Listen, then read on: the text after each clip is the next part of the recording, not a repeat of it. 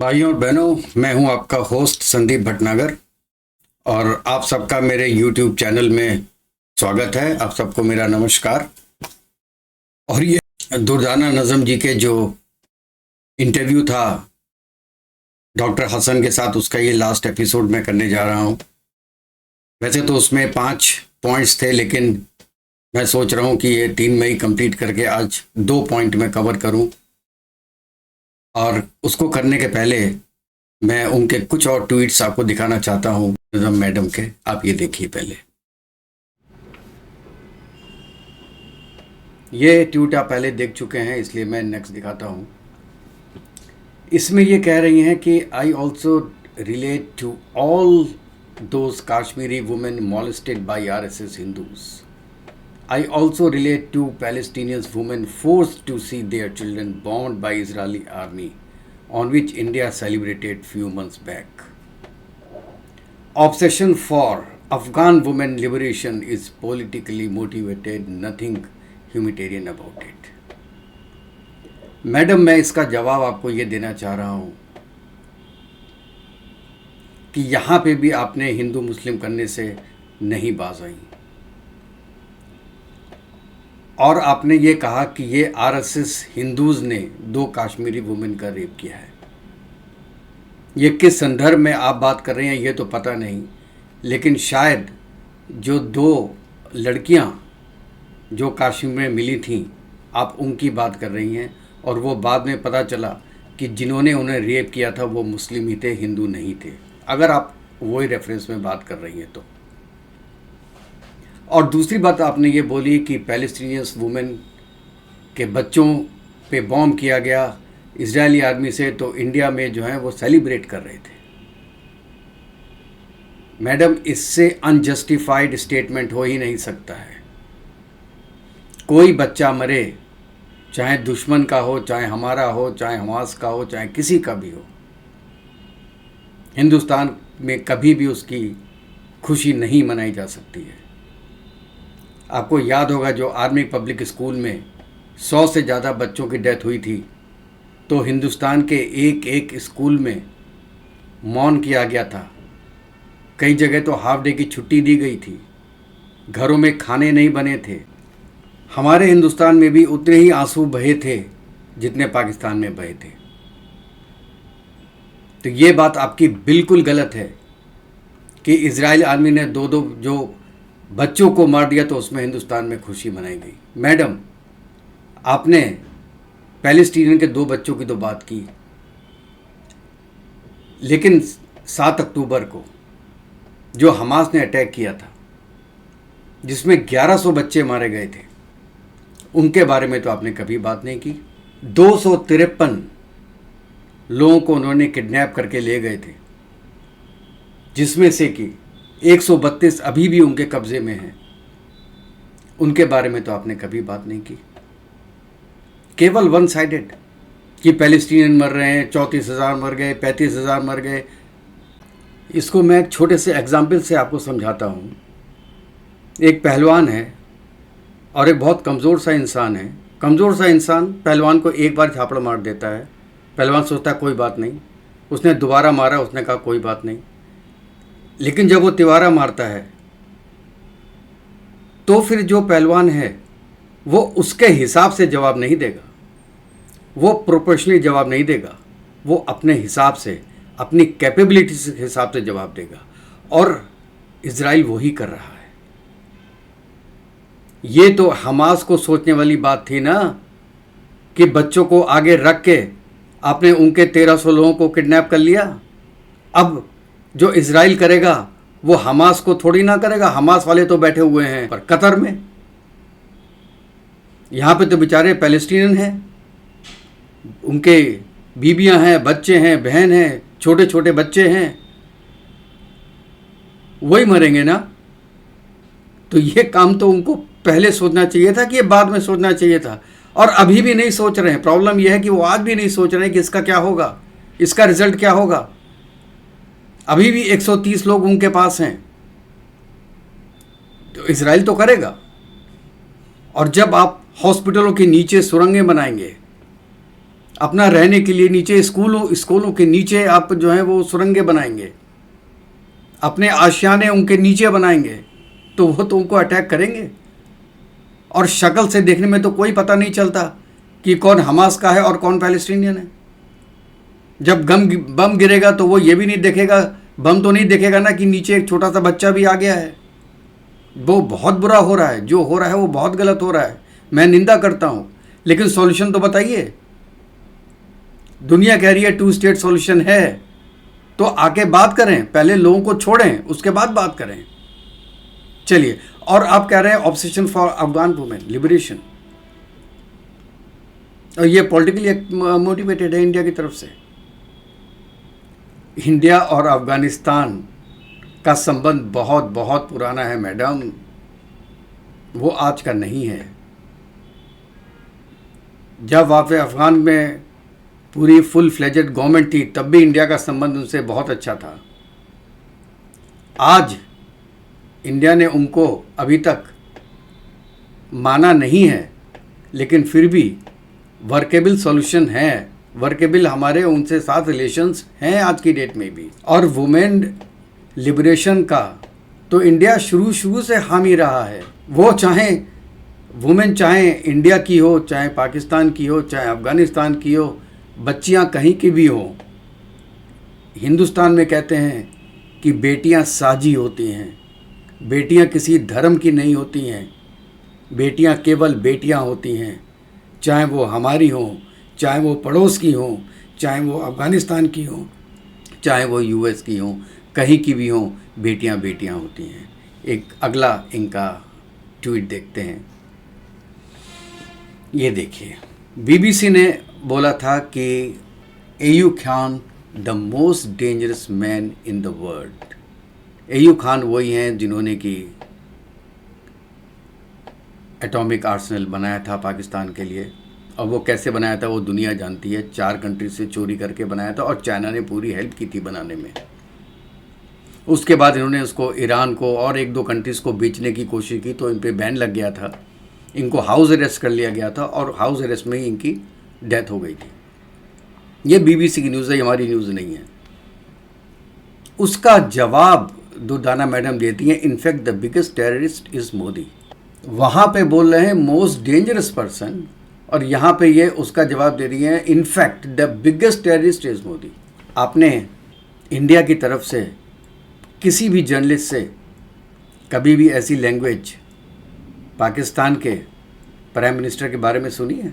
जबकि दुनिया जानती है कि जितनी टेररिस्ट एक्टिविटीज़ पाकिस्तान के से होती है उतनी किसी और कंट्रीज से नहीं होती है। आतंकवाद का गढ़ माना जाता है पाकिस्तान। कश्मीर में जिहाद के नाम पे Bombay attack, parliament attack, Pathankot, किस किस का नाम गिनाऊं आपको? अक्षरधाम टेम्पल, किस किस का नाम गिनाऊं? केवल जिहाद के नाम पे आपने अटैक किया, हिंदू दुश्मनी के नाम पे आपने अटैक करना था यहाँ पे किसी मस्जिद में करते ना, वो तो नहीं किया। अगर इंडिया को ही परेशान करना होता तो मस्जिद में अटैक करते, लाल किले में जाके अटैक करते, वहाँ तो नहीं किया। अक्षरधाम मंदिर में क्यों किया? हमने तो कभी, जबकि वो टेररिस्ट हैं, लेकिन हमारी तरफ से कभी भी नहीं बोला गया कि वो टेररिस्ट हैं। अपने मन में बात रखते हैं और जो करते हैं एक्शन से करते हैं, जो कि आपको अब दिखाई भी दे रहा होगा। चलिए इनका एक इंटरव्यू देखते हैं आगे, ये क्या बोलती हैं। मुसलमानों के अपनी जैसे जितनी हमने बातें की हैं, तनकीद का निशाना बनाते हैं, उन पर बात लान करते हैं, और ख़ासतौर पर इस खत्ते के। लेकिन अरबों के साथ ताल्लुकात बहुत बेहतरीन है। उनको कहते हैं कि जी वो प्रोग्रेसिव है, उनको कहते हैं कि जी ये तो मोहम्मद बिन सलमान जो है इससे तो कमाल कर दिया, उनको मतलब आइडियलाइज करते हैं। तो ये इसमें कौन सा फैक्टर आप देख रहे हैं काम कर रहा है, और इससे क्या मेंटेलिटी सामने आती है, और इससे कितनी सच्चाई इनके अपने आर्गुमेंट में है जब ये कहते हैं कि जी जो मुसलमान हैं वो किसी काम के नहीं? आप में और अरब के मुसलमानों में बहुत ज़्यादा फ़र्क है। आप एक्चुअली एक मुसलमान नहीं है, आप 1.5 मुसलमान बनने की कोशिश करते हैं, शाह से ज़्यादा शाह के वफादार बनने की कोशिश करते हैं। अरब से संबंध इंडिया के बहुत बहुत पुराने हैं, आज के नहीं हैं। और वो तब से हैं जब से उनके पास पैसे नहीं थे, तब से हैं। कई मुस्लिम कंट्रीज़ हैं जिनके पास आज भी पैसे नहीं हैं। मैं छोटा सा एग्जाम्पल देता हूँ पैलेस्टीन का। पैलेस्टीन के पास तो कभी भी इतने पैसे नहीं रहे, लेकिन इंडिया का संबंध हमेशा पैलेस्टीन के साथ अच्छा रहा है। उनके पास तो पैसा नहीं था, वो भी मुसलमान थे, तो फिर क्यों किया ऐसा? ये आपकी सोच है, ये आपकी गलत सोच है, जिसके कारण आप ये समझते हो कि किसी के पास पैसा होगा तो इंडिया उसका साथ देगा। इजिप्ट के पास कौन सा पैसा है? जो प्राइम मिनिस्टर मोदी अभी इजिप्ट गए थे। छोटे छोटे गल्फ़ कंट्रीज़ में जाते हैं, क्या उनके पास इंडिया से ज़्यादा पैसा है? और वहाँ पे जो इंडियंस जॉब करते हैं वो उनकी ज़रूरत होती है, इंडिया की ज़रूरत है, क्योंकि इंडिया के पास ये टेक्निकल एक्सपर्टीज़ है, इसलिए वो बुला रहे हैं। और आज अगर दुबई से इंडियंस को निकाल दें तो दुबई 2 दिन नहीं चल सकता। ये दुबई के लोग बोलते हैं 2 दिन नहीं चल सकता। आप अपने अपनों से पता नहीं क्यों आप अपनों से अरबों का हमेशा कंपेयर क्यों करने लगते हैं? आप में उनकी तरह क्या चीज़ है? आप में फैनेटिज़म है, उनमें फैनेटिज़म नहीं है।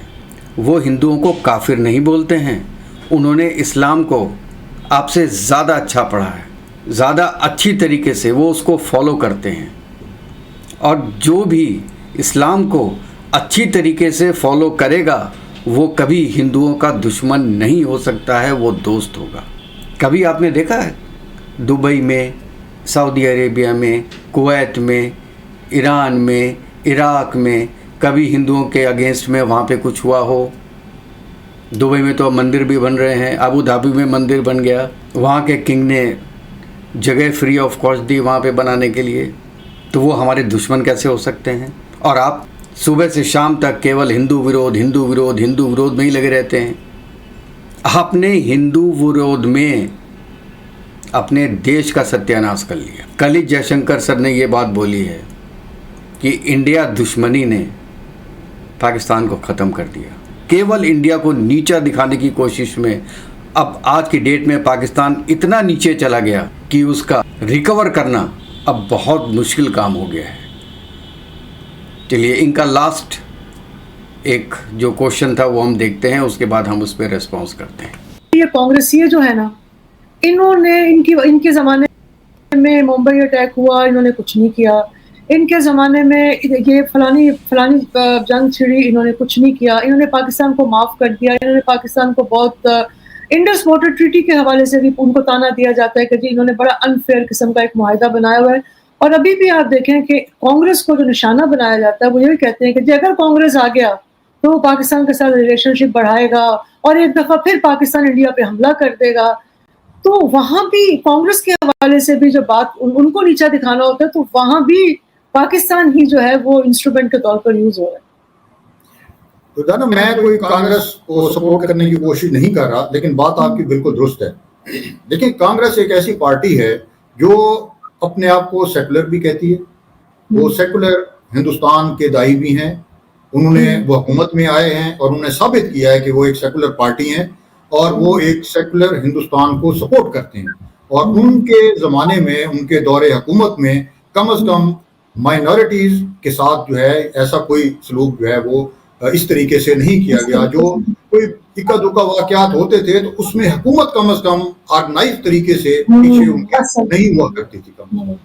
तो लेकिन ये अब क्योंकि ऑर्गेनाइज तरीके से एक एंटी मुस्लिम इन्होंने एक वो चलाई है, तो जाहिर है उसी ये तसलसल में ये कांग्रेस को भी जो है ना वो निशाना बनाते हैं। आप तो देखें कि इंदिरा गांधी ने अपने ज़माने में जब ये टेम्पल पे अमृतसर में गोल्डन टेम्पल पे, उसके बाद भी उसने अपने गार्ड जो है वो सिख रखे हुए थे। अब देख मतलब इस हद तक जो है वो मतलब उन्होंने इससे निकाल के इसको सेकुलर बनाया हुआ था इस हद तक। तो अब जाहिर है इन्होंने तो उस पर तनकीद करनी है। एक वजह ये है, दूसरी वजह ये है कि उनकी सबसे बड़ी राइवल जमात ही सियासी वही है। अब उस पर तनकीद करने का इससे बड़ा उनके पास कोई जवाब है नहीं। पॉलिटिकली तो वो उनको मार नहीं सकते, पॉलिटिकली उनको डोमिनेट कर नहीं सकते। आप मुझे ये बताइए कि जब इंडिया में कांग्रेस थी, 60 साल कांग्रेस ने राज किया इंडिया पे, कभी आपने ये बोला कि हाँ इंडिया में जो गवर्नमेंट है वो बहुत अच्छी है, मुसलमानों का बहुत ख्याल रख रही है? तब भी भुट्टो यही बोलते थे कि इंडिया में मुस्लिम्स को ख़त्म किया जा रहा है और बहुत जल्दी ऐसा होगा कि पूरी नस्ल ख़त्म हो जाएगी इंडिया में। ये कांग्रेस कर रही है। आपके जो भी लीडर आए उन्होंने ये बात बोली है। अब आपको सडनली कांग्रेस अच्छी लगने लगी, और वो इसलिए अच्छी लग रही है आपको क्योंकि आपको अब जवाब मिलना शुरू हो गया है। पहले जवाब नहीं मिलता था। कोई भी अटैक कर दो, मुंबई अटैक कर दो, पठानकोट कर दो, कोई भी पार्लियामेंट पे अटैक कर दो, क्या बोलेंगे ये लोग? यही बोलेंगे कि यार आप उसका इन्वेस्टिगेशन कराइए और दोबारा आपने कुछ किया तो हम आपको छोड़ेंगे नहीं। ये सब करके आप करते जा रहे थे, ये लोग सहन करते जा रहे थे इंडिया। अब आपने देखा है कि एक पार्टी ऐसी आई है जो सहन नहीं करती है, ईंट का जवाब पत्थर से देती है। तब आप कांपने लगे, तब आपको एंटी मुस्लिम दिखाई देने लगे। अपने पूरे प्रोग्राम में आपने एक चीज़ भी ये नहीं बताई है कि इंडिया में एंटी मुस्लिम क्या हो रहा है। मैं खड़े होकर कुछ भी मुसलमानों के बारे में बोल दूं और मेरे घर में कोई मुसलमान फ्रेंड आए तो मैं उसको अच्छी तरीके से खाना खिलाऊं, वो ज़्यादा इम्पोर्टेंट है? या मैं अच्छी अच्छी बातें करता रहूं मुसलमानों के बारे में और जब वो घर में आए तो उसको चपेट मार के निकाल दूं? ज़रूरी क्या है? ज़रूरी ये है कि आप उनका साथ दें, आप दोस्ती निभाएं, उनके लिए कोई गलत काम ना करें, उनके बच्चों की शिक्षाओं का ख्याल रखें, उनकी लेडीज़ की इज्जत का ख्याल रखें। इसलिए ट्रिपल तलाक बैन की, अधिकार दें, बच्चियों को अधिकार दें। 12-12 साल की उम्र में जो मुस्लिम बच्चियों का शादी हो जाती है उसको उन्होंने मना किया कि नहीं, 16 साल से कम की एज में शादी हो नहीं सकती, क्योंकि लड़की को खुद अधिकार होना चाहिए सोचने का कि कब वो शादी के लायक हो गई है, कब उसको शादी करनी चाहिए, कि वो एक बार अपने पैरों पे खड़ी हो जाए उसके बाद वो शादी करे, जिससे वो किसी के अंडर में ज़िंदगी भर ना रहे, इंडिपेंडेंट हो। इसमें क्या बुरा किया मोदी जी ने? एक एक्शन बता दीजिए। आपका पूरा इंटरव्यू एक जलन पे आधारित था। आपके ट्वीट्स केवल हिंदू दुश्मनी में थे। मैडम, आपसे रिक्वेस्ट है कि आप अपने विचारों को दोबारा से सोचिए और देखिए कि आप कहाँ गलत हैं। आपने तो इतने हिंदुओं का भी इंटरव्यू ले लिया है, आपको एक्चुअली पता चल गया होगा कि आपकी जो फीलिंग्स हैं गलत हैं। पता नहीं आप किसके कहने पे ये कर रही हैं, किसके कहने पे नफ़रत फैला रही हैं, और वो भी ऐसे वक्त में जब इंडिया में इलेक्शंस चल रहे हैं। और इस टाइप के जो इंटरव्यूज़ होते हैं वो इफ़ेक्ट करते हैं, एक मास को इफ़ेक्ट करते हैं। जो लोग ज़्यादा पढ़े लिखे नहीं होते हैं उनको इफ़ेक्ट करते हैं। वो सोचते हैं कि हाँ हमारे साथ तो बहुत गलत हो रहा है। क्या गलत हो रहा है ये किसी को पता नहीं। सब कुछ ठीक हो रहा है लेकिन फिर भी मोदी गलत है। तो भाइयों, यहाँ पे मैं अपने इस 3 एपिसोड के सिस्टम को बंद करता हूँ और उम्मीद करता हूँ कि आपको ये पसंद आया होगा। और अगर आपको पसंद आया तो प्लीज़ मेरे चैनल को सब्सक्राइब कीजिए, बेल आइकन दबा दीजिएगा, जिससे कि कोई भी नया वीडियो आए तो सबसे पहले आपके पास उसका नोटिफिकेशन आए और आप उसको देख सकें। अपने कमेंट्स दीजिएगा कि आपको किन किन टॉपिक्स पे मेरा रिएक्शन चाहिए। तो नेक्स्ट एपिसोड तक के लिए आप सबका धन्यवाद। जय हिंद, जय भारत।